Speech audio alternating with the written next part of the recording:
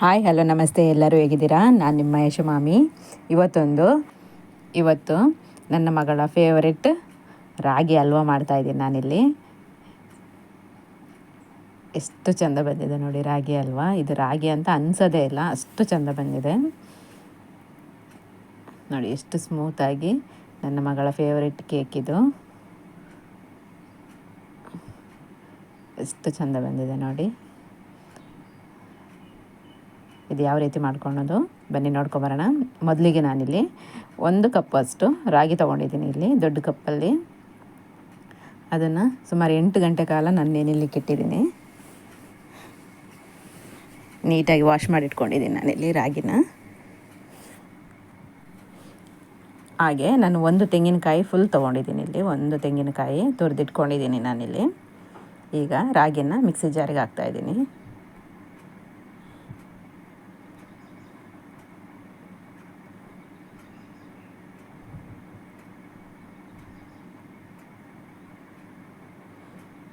ಹಾಗೆ ನಾನು ಅದ್ರ ಜೊತೆಗೆ ತೆಂಗಿನಕಾಯಿ ತುರಿ ಸಹ ಹಾಕ್ತಾಯಿದ್ದೀನಿ. ಫ್ಲೇವರಿಗೆ ಏಲಕ್ಕಿ ಸಹ ಹಾಕ್ಕೊಂಡಿದ್ದೀನಿ. ಇಲ್ಲಿ ರುಬ್ಕೊಂಡಿದ್ದೀನಿ ನಾನು. ಈಗ ಇದ್ರ ಹಾಲು ತೆಗಿಬೇಕು. ನಾವು ಬಟ್ಟೆ ಬೇಕಾದರೆ ಯೂಸ್ ಮಾಡಿ ಅದರ ಹಾಲು ತೊಗೋಬೋದು. ನಾನಿಲ್ಲಿ ಕಾಫಿ ಸ್ಟೈನರಿಂದ ಹಾಲು ತೊಗೊಳ್ತಾ ಇದ್ದೀನಿ. ಇದ್ರದ್ದು ನಾನು ರುಬ್ಕೊಂಡಿರೋ ಅಂಥ ಪೇಸ್ಟನ್ನು ಇದರೊಳಗೆ ಹಾಕಿ ನನ್ನ ಸ್ಪೂನಲ್ಲಿ ಹಾಲು ತೆಗಿತಾ ಇದ್ದೀನಿ. ಇಲ್ಲಿ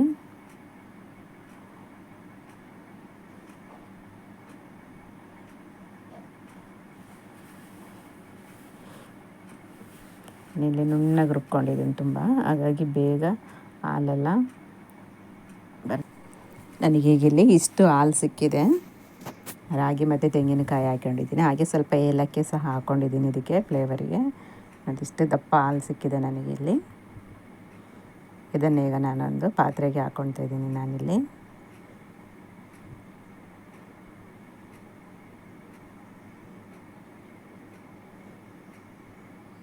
ಹಾಗೆ ಸ್ವಲ್ಪ ಉಪ್ಪು ಹಾಕ್ಕೊಂಡಿದ್ದೀನಿ ರುಚಿಗೆ.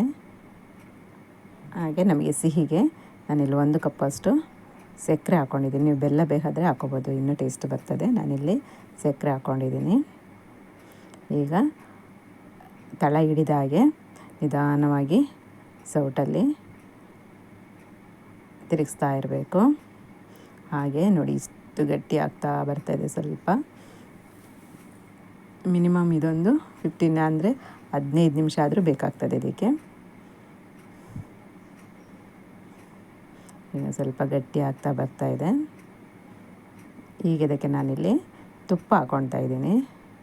ನೀವು ಬೇಕಂದರೆ ಹಾಕ್ಕೋಬೋದು, ಇಲ್ಲಾಂದರೆ ಸ್ಕಿಪ್ ಮಾಡ್ಬೋದು.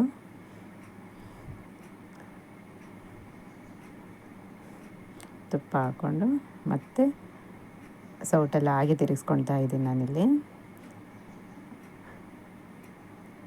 ಈಗ ನೆಕ್ಸ್ಟ್ ಮತ್ತೆ ಸ್ವಲ್ಪ ತುಪ್ಪ ಹಾಕ್ಕೊಳ್ತಾ ಇದ್ದೀನಿ ನಾನಿಲ್ಲಿ.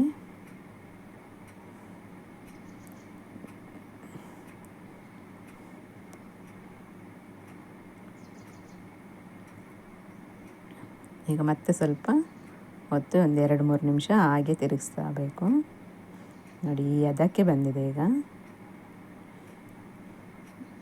ನಮ್ಮ ಹಲ್ವಾ ಮಾಡುವಂಥ ಅದಕ್ಕೆ ಬಂದಿದೆ ಈಗ.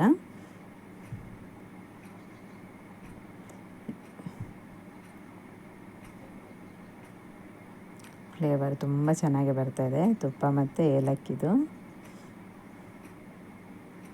ಈಗ ನಾನಿಲ್ಲಿ ಒಂದು ತಟ್ಟೆಗೆ ಸ್ವಲ್ಪ ತುಪ್ಪ ಹಾಕಿ ಸವರ್ಕೊಂಡಿದ್ದೀನಿ. ಫುಲ್ಲು ಸ್ಪ್ರೆಡ್ ಮಾಡ್ಕೊಳ್ತಾ ಇದ್ದೀನಿ.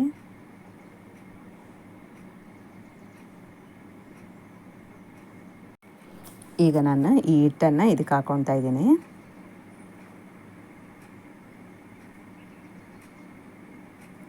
ಬಿಸಿ ಬಿಸಿ ಇರುವಾಗಲೇ ಹಾಕ್ಕೋಬೇಕು, ಬೇಗ ಗಟ್ಟಿ ಆಗ್ತದೆ ಇದು.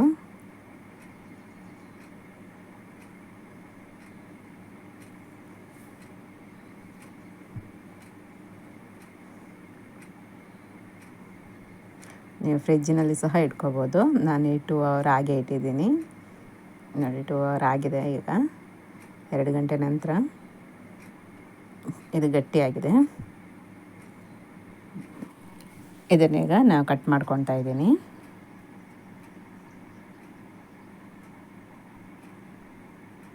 ಯಾವ ಶೇಪ್ ಬೇಕೋ ಆ ಶೇಪ್ನಲ್ಲಿ ನಾವು ಕಟ್ ಮಾಡ್ಕೋಬೋದು.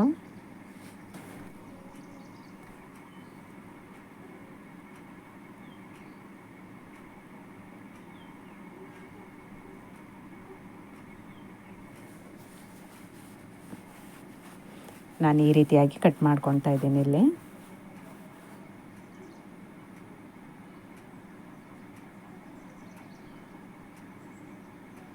ಇಲ್ಲಿ ನೋಡಿ ನಾನು ಈಗ ತೆಗಿತಾ ಇದ್ದೀನಿ ಒಂದೊಂದೇ ಪೀಸನ್ನು. ಈ ರೀತಿಯಾಗಿ ಬಂದಿದೆ. ಎಷ್ಟು ಸ್ಮೂತಾಗಿ ಬಂದಿದೆ ನೋಡಿ. ಇದು ನನ್ನ ಮಗಳ ಫೇವ್ರೆಟ್ ಕೇಕ್ ಇದು. ಈ ಕೇಕ್ ನಿಮಗೆ ಇಷ್ಟ ಆದರೆ ನಮ್ಮ ಕರಾವಳಿ ಮಲೆನಾಡು ಚಾನಲ್ಗೆ ಸಬ್ಸ್ಕ್ರೈಬ್ ಮಾಡ್ಕೊಳ್ಳಿ. ಹಾಗೆ ಲೈಕ್ ಮಾಡಿ, ಶೇರ್ ಮಾಡಿ, ಕಮೆಂಟ್ ಮಾಡಿ. ನನ್ನ ಈ ಚಿಕ್ಕ ಪ್ರಯತ್ನಕ್ಕೆ ಎಲ್ಲರೂ ಸಪೋರ್ಟ್ ಮಾಡಿ. Thank you.